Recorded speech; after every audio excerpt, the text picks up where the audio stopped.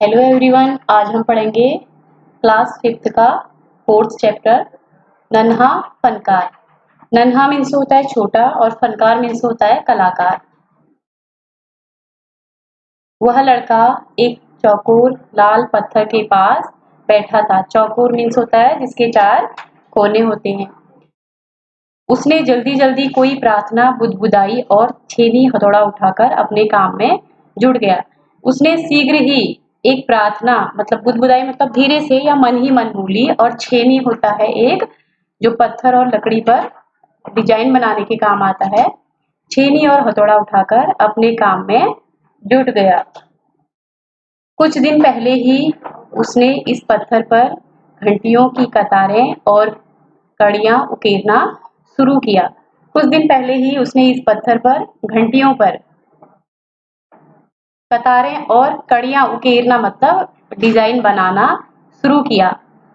लड़के ने एक अधबनी अधूरी घंटी पर छेनी की नोक टिकाई। अधबनी मतलब जो आधी बनी है, उस पर क्या किया, अधूरी घंटी पर छेनी की नोक जो है वो रखी और सावधानी पूर्वक हथौड़े से घंटी पर नक्काशी करने लगा। नक्काशी वही पत्थर या लकड़ी पर कोई डिजाइन बनाना। हथौड़े के वार से पत्थर पर जो कटाव उभरता, उससे पत्थर की जो किरचें हैं वो छितरा जाती। हथौड़े के वार से जो पत्थर मतलब जब हथौड़े की चोट पड़ती थी, वार मतलब चोट पड़ती थी, तो पत्थर पर जो पत्थर कटता था और उभरता था, उससे पत्थर की जो किरचें हैं, किरचें मतलब पत्थर के जो बारीक बारीक टुकड़े हैं वो छितरा जाते, मतलब इधर उधर फैल जाती और वह आंखों को सिकोड़ देती। आंखें उससे अपने आप बंद होने को आ जाती। साथ ही धीमी आवाज में वह कुछ गुनगुनाने भी लगता।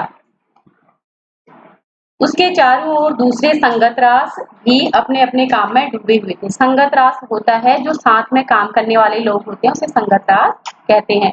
तो केशव 10 साल का था और अभी अपना काम सीख रहा था।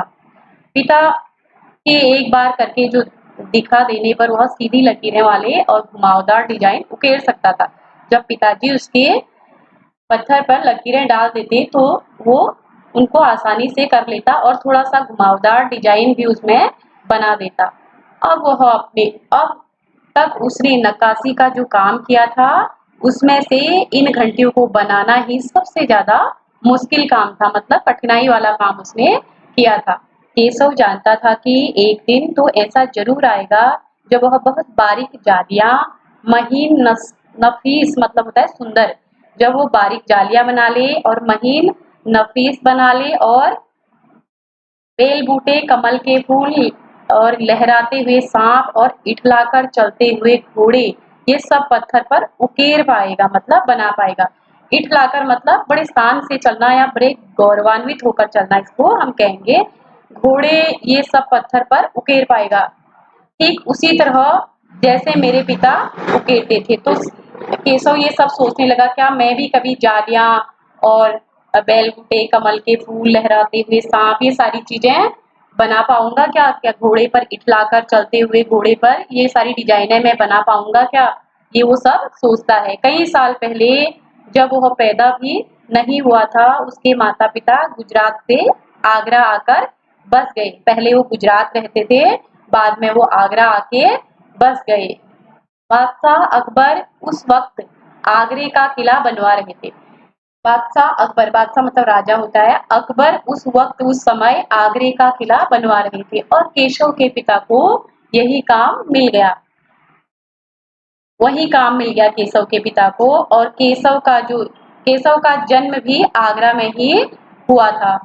उसे गुजरात के पुश्तैनी गांव जाने का कभी मौका नहीं मिला। पुश्तैनी में मतलब पिता के गांव जाने का उसे कभी मौका नहीं मिला। आगरे की गलियां और अब सीकरी, बस यही उसका घर था। जो आगरे की गलियां और वहाँ सीकरी जगह पड़ती है, बस वही केशव का घर था। उसे पुश्तैनी घर जाने का मौका भी नहीं मिला।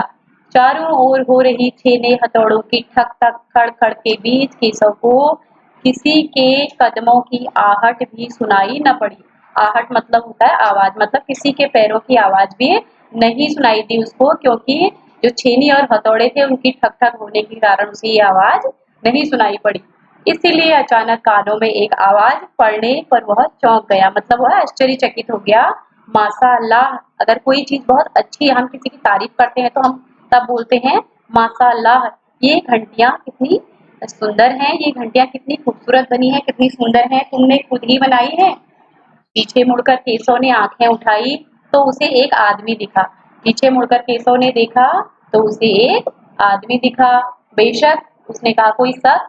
मैंने ही बनाई है, मैंने ही सारी घंटियां बनाई हैं। क्या मैं आपको पत्थरों पर नक्काशी करता नजर नहीं आ रहा? उसने बड़े गर्व वाले भाव से कहा, थोड़ा सा हल्का गुस्सा भी उसके फेस पर था। क्या आपको पत्थरों पर नक्काशी, क्या मैं इन पत्थरों को डिजाइन करता हुआ आपको नजर नहीं आ रहा हूँ? देखते ही मैं ही पत्थर को तराश रहा हूँ, मैं ही तो पत्थर को तराश रहा हूँ, मैं तो इस पर काम कर रहा हूँ। केशव ने बड़ी तल्खी से जवाब दिया, बड़े कड़कपन से उसने जवाब दिया केशव ने कि मैं ही तो इस पर काम कर रहा हूँ। दिखता तो है, आदमी थे वो बोले, दिखता तो है, पर तुम इतने छोटे लगते हो ना। वह आदमी हंसते हुए बोला, मैं 10 साल का हूँ। तो बताता है कि मेरी उम्र 10 साल है। 10? अच्छा। वह आदमी पास पड़े पत्थर पर बैठते हुए बोला, तब तो काफी बड़े हो, तब तो 10 साल उम्र बहुत बड़ी होती है, तब तो बहुत बड़े हो। मैंने भी 13 साल की उम्र में एक लड़ाई में हिस्सा लिया था, मैंने भी एक लड़ाई में भाग लिया था, मात्र 13 साल की उम्र में। अब केशव उस आदमी को अच्छी तरह देख पा रहा था। उसकी उम्र रही होगी के 30 से ऊपर, उस आदमी की उम्र रही होगी 30 से ऊपर। कद मंझूला था, मतलब कि बीच का, न तो ज्यादा बड़ा और ना ही बहुत ज्यादा छोटा, तो बीच बीज के जैसे लग रहे थे। वह सफेद अंगरखा एक ट्यूनिक होता है, जैसे कि बहुत ढीला ढाला कपड़ा, अंगरखा और पजामा पहना हुआ था। उसके लंबे बाल गहरे लाल रंग की पगड़ी और अच्छी तरह से ढके हुए थे। लगता है कोई बहुत बड़ा आदमी है। तो केशव मन में सोचने लग गया, उनकी पोशाक देख के और उनका कद काठी देख के, उनका पहनावा देख के, शायद कोई बड़ा आदमी है। तो केशव ने उस आदमी के गले में पड़ी बड़े बड़े मोतियों की माला और उंगलियों पर अंगूठियों को देखते हुए सोचा, तीखी नाक है, बड़ी बड़ी आंखें हैं, होठों को ढकते हुए नीचे की तरफ आती घनी मूछें हैं। केशव उस आदमी के व्यक्तित्व का मुआयना कर रहा था, मतलब उनको भली भांति से बहुत अच्छी तरह से निहार रहा था कि वह कैसा आदमी है, क्या है। कि तभी उस आदमी ने एक नक्काशी की तरफ इशारा करते हुए कहा, जो नक्काशी जो पत्थर पर उन्होंने डिजाइन बनाई थी उस तरफ इशारा करते हुए कहा, इस लड़ी में अभी काम बाकी है। इससे पहले केशव कोई जवाब देता, उस इससे पहले उन्होंने कहा कि इस पत्थर पर डिजाइन बनी है, तो इससे पहले केशव कोई जवाब देता तो उसने किसी के तेजी से दौड़कर, बहुत शीघ्रता से दौड़कर आने की आवाज सुनी। यह और कोई नहीं, महल का पहरेदार, पहरेदार मतलब होता है चौकीदार था। हुजूर माफ करें, हुजूर माफी चाहता हूँ, मुझे आपके आने का पता नहीं चला। हाँफते हुए उसने कहा, वह उसकी सांस फूल रही थी, उसने कहा कि आप यहाँ हैं करके मुझे पता नहीं था। फिर वह मुड़कर भौचक से खड़े केशव को घूरते हुए बोला, भौचक से मतलब आश्चर्य से, केशव को घूरते हुए मतलब बहुत गौर से देखते हुए बोला, बेवकूफ मूर्ख, खड़ा हो। हुजूर आला के सामने बैठने की जरूरत कैसे की तूने? झुककर सलाम कर इन्हें। तो वो केशव को डांटने लगता है कि तूने इनके सामने बैठने की हिम्मत भी कैसे कर ली, झुककर सलाम कर इनको, मतलब झुककर इनको प्रणाम कर। अब केशव का माथा ठनका मुहावरा है, माथा ठनका मतलब होता है शक होना। अब केशव को शक हुआ, उसे कुछ कुछ समझ में आ रहा था। बदहवासी मैं छेनी हाथ से छूटकर नीचे गिरी, बड़ा बेचैन हो गया, वो बड़ा व्याकुल हो गया। तो इस बदहवासी से, बड़े बेचैनी से मैं छेनी उसके हाथ से छूटकर नीचे गिरी और वह जल्दी से उठकर खड़ा हो गया। अरे कहीं ये बादशाह अकबर तो नहीं? तो उसको ख्याल आया, अरे ये कहीं राजा अकबर तो नहीं है, बादशाह अकबर तो नहीं है। यह ख्याल आते ही उसने झुककर सलाम किया, उसने प्रणाम किया और खरगोश की कातर नजरों से अकबर को देखने लगा। कातर मतलब सहमी हुई नजरों से, खरगोश की सी सहमी हुई नजरों से वो अकबर को देखने लगा। अकबर को पहरेदार की यह दखल अंदाजी भली न लगी। अकबर को जो चौकीदार था उसका ये बीच में डिस्टर्ब करना बिल्कुल भी अच्छा नहीं लगा। यह हस्तक्षेप बिल्कुल भी उन्हें पसंद नहीं आया। उन्होंने खींचकर चिढ़कर पहरेदार को वहां से जाने का इशारा करते हुए कहा। चिढ़कर उन्होंने उससे वहां से जाने का इशारा किया। ठीक है सिपाही, उसने ठीक है सिपाही, कुछ देर के लिए हमें अकेला छोड़ दो। पहरेदार तो चला गया मगर केशव असमंजस में था। जो चौकीदार था, जो पहरेदार था, वो तो चला गया, लेकिन जो केशव था वो असमंजस में था। उसे कुछ समझ में नहीं आ रहा था कि क्या हो रहा है, कि उसे क्या करना चाहिए और मुझे क्या करना चाहिए। वापस अपना काम, नक्काशी का काम शुरू करें या बादशाह के हुक्म के इंतजार में खड़ा रहे। तो हम करें तो क्या करें। उसे ये असमंजस की स्थिति बनी हुई थी उसके लिए, तो उसे कुछ समझ में नहीं आ रहा था। दिल तो उसका अभी भी धक धक कर रहा था, वो अभी भी थोड़ा डरा हुआ था। हाँ, पर अब वह डरा हुआ नहीं था, क्योंकि अकबर प्यार से उसे देखते हुए मुस्कुरा रहे थे। तो अकबर जो थे उसकी तरफ प्यार से देख रहे थे और हंस रहे थे उस पर कि यह कितना सुंदर और कितना हिम्मत वाला बालक है। तुम्हारा नाम क्या है? अकबर ने नरम आवाज में पूछा, बड़े मीठी आवाज में उन्होंने पूछा कि बच्चे तुम्हारा नाम क्या है? तो केशव, उसने नपा तुला जवाब दिया। जितना पूछा गया उससे उतना ही वह बोला। केशव, क्या तुम मुझे नक्काशी करना सिखाओगे? क्या तुम मुझे पत्थर या लकड़ी पर डिजाइन करना बताओगे? नक्काशी मीन्स ये होता है, बताओगे? उलझन में पड़े केशव ने तुरंत सिर हिला दिया। उलझन में था, उसे समझ में नहीं आ रहा था कि क्या करना चाहिए क्या नहीं करना चाहिए। तो उसने सिर हिला के जवाब दे दिया, तब तो तुम्हें मेरे लिए हथौड़े और छेनी का इंतजाम करना होगा। अगर तुम मुझे सिखाना चाहते हो तो मुझे हथौड़े की आवश्यकता भी होगी और छेनी की आवश्यकता भी होगी। केशव फुर्ती से, बड़े तेजी से अपने पिता के पास भाग गया भागा गया और उसकी छेनी हथौड़ी जो थी, जो हथौड़ा था, उठाकर उल्टे पांव लौट आया। मतलब जल्दी ही, तुरंत ही, वहां जाते ही लौट आया। दोस्ताना अंदाज में अकबर केशव के पास जमीन पर बैठ गए। बड़े दोस्त समझ के, अपना एक अच्छा मित्र समझ के, एक दोस्ताना अंदाज में जमीन के पास बैठ गए और पास में पड़े पत्थर को खींचते हुए बोले, ठीक है, अब बताओ कि मुझे क्या करना है। केशव ने संदेह भरी नजरों से अकबर की ओर देखा। बड़ा शक से, जैसा बड़ा अजीब लगा उसे कि उसने बड़े शक से उसकी तरफ देखा। हुजूर, क्या आप यह सब करेंगे, ऐसे काम करेंगे? क्योंकि आप तो बादशाह अकबर है। मन मन में बोल रहा था कि ये तो बादशाह अकबर है, क्या ये ऐसा करेंगे? क्यों नहीं, मुझे तो विश्वास है, मैं सीख भी लूंगा। बादशाह अकबर कहते हैं, मुझे तो पूरा भरोसा है कि मैं इस काम को सीख लूंगा। नहीं नहीं, मेरा मतलब ये नहीं था। केशव सकपका गया, उसे थोड़ा आश्चर्य हुआ। नहीं नहीं, मेरा मतलब ये नहीं है। दरअसल मैं कहना चाहता था कि आप इतने बड़े बादशाह हैं, ये ठीक नहीं लगता। उसने कुछ अनमने भाव से कहा, उसने कुछ हड़बड़ाए हुए भाव से कहा, थोड़ा उदासी भी उसके चेहरे पर थी। अकबर हंसकर बोले, अच्छा, लेकिन पिछले हफ्ते तो मैंने मिट्टी से भरी डलिया ढोने में किसी की मदद की थी। क्या यह काम उससे भी ज्यादा मुश्किल है? क्या ये काम उससे भी ज्यादा, मिट्टी ढोने से भी ज्यादा मुश्किल, मतलब समस्या वाला काम है? केशव अभी भी असमंजस की स्थिति, मतलब अभी भी उसे कुछ समझ में ना आना, कुछ समझ में नहीं आ रहा था कि क्या करूं। वह अकबर के पास बैठ गया और उन्हें छेनी पकड़ने का सही तरीका सिखाने लगा कि जब उसमें डिजाइन बनती है तो छेनी को पकड़ने का जो सलीका होता है उसे सिखाने लगा। फिर जैसे ही केशव के पिता ने उसे सिखाया था, उसने कोयले के टुकड़े से पत्थर पर लकीरें खींचकर एक आसान सा नमूना बनाया और गंभीरता से कहा, बड़े उसे लगा कि मैं बादशाह अकबर को सिखा रहा हूँ, तो बड़ी गंभीरता से उसने कहा कि देखिए, सिर्फ इन्हीं लकीरों को बहुत ध्यान से तराशना है। जहां पर मैंने लकीरें दे रखी है उन्हीं उन्हीं में डिजाइन बनानी है, उन्हीं को बड़े अच्छे से तराशना है।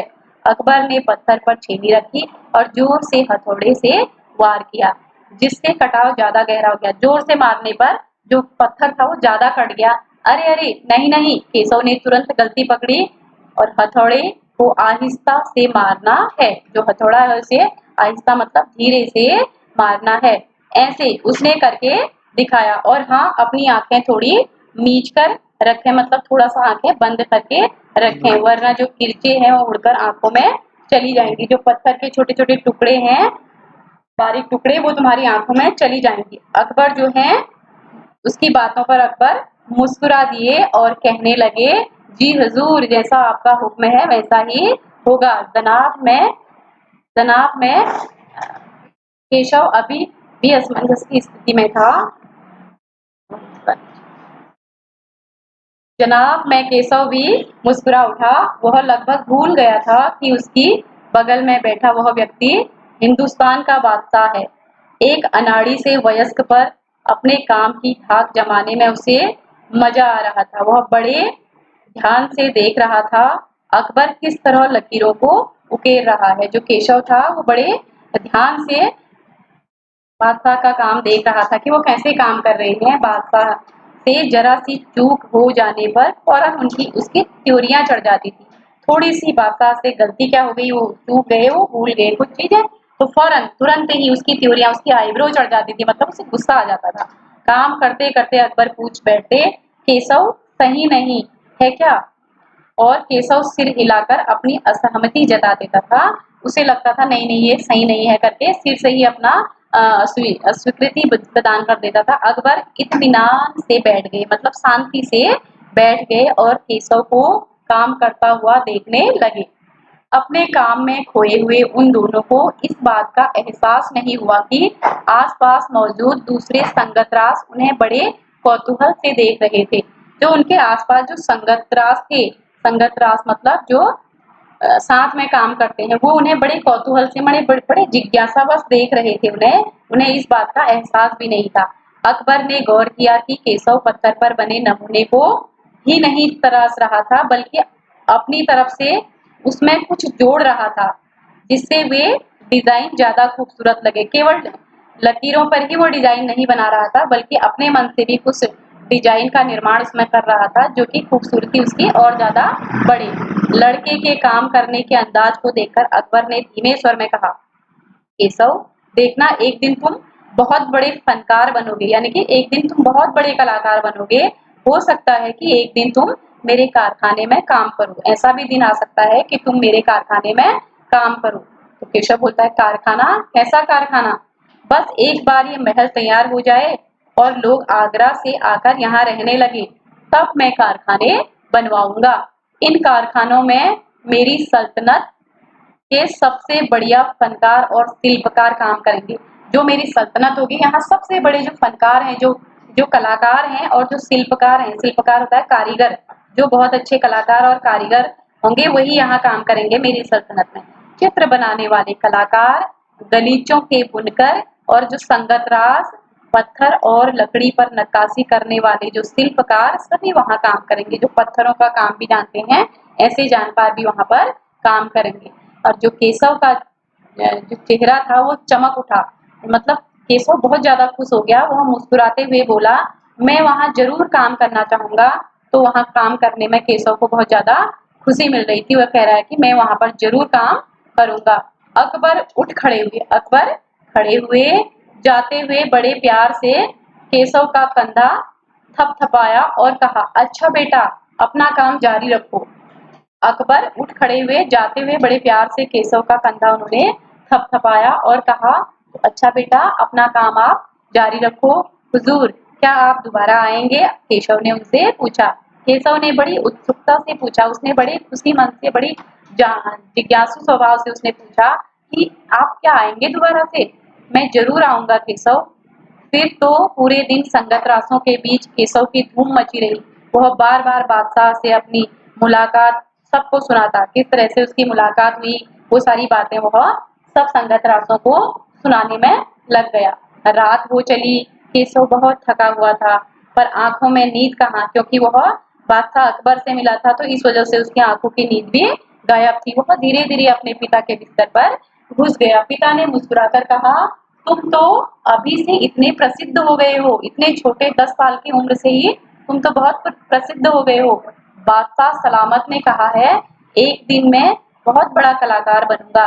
अपने पिता को बता रहा है कि बादशाह सलामत ने कहा कि एक दिन मैं बहुत बड़ा कलाकार बनूंगा। अपने सिर को पिता की बाहों के सहारे टिकाकर केशव धीरे से बोला, हमारे बादशाह बहुत नेक इंसान है। वो अपने पिता को बोल रहा है कि हमारी जो बादशाह है बहुत अच्छे इंसान है, वो बहुत नेक इंसान है। तो बिल्कुल सही, पिता ने कहा।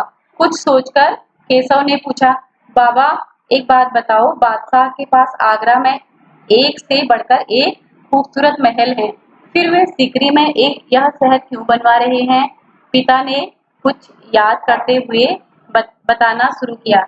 हाँ बेटा, बादशाह का आगरा बहुत सुंदर शहर है, पर सीकरी में नया शहर बनवाने का भी एक खास कारण है। मैंने सुना है जब बादशाह अकबर की कोई संतान नहीं थी, इस वजह से वे हर वक्त परेशान रहते थे। इस वजह से बादशाह बहुत परेशान रहते थे कि उनकी कोई संतान नहीं है। वे बहुत से साधु संतों और फकीरों के पास गए। भटकते भटकते बादशाह ख्वाजा सलीम चिश्ती के पास सीकरी आए। उन्होंने ही बादशाह को बताया कि उनके एक नहीं तीन संतानें होंगी। उन्होंने ही ऐसा बताया। तो शहजादा सलीम, मुराद और दनियाल। तो शहजादा सलीम था एक, और मुराद और दनियाल। केशव ने चहकते हुए कहा, मतलब खुश होकर के केशव ने कहा, बिल्कुल सही। तब बादशाह ने ख्वाजा सलीम चिश्ती के सम्मान में सीकरी में नगर बसाने का फैसला किया। और केशव ने कहा, अच्छा अब समझा, इसीलिए बादशाह अकबर ने अपने बेटे का नाम सलीम रखा। अच्छा, तब मुझे समझ में आया, तभी बादशाह ने अपने बेटे का नाम सलीम रखा है। हाँ, और इसी कारण हम यहाँ एक नए शहर के लिए पत्थरों को तराश रहे हैं। केशव उन्नीदी आवाज में बोला, मतलब नींद भरे आवाज में। उन्नीदी होता है नींद भरे आवाज में वह बोला, पिताजी ने देखा कि उसका जो लाडला बेटा है वह सो गया था। तो एक परिश्रमी बच्चे की कहानी इसमें है। वह किस तरह छोटी सी उम्र में किस तरह के काम कर करके उसे किया। आगे इस क्वेश्चन आंसर इसके अगली वीडियो में करेंगे। Thank you.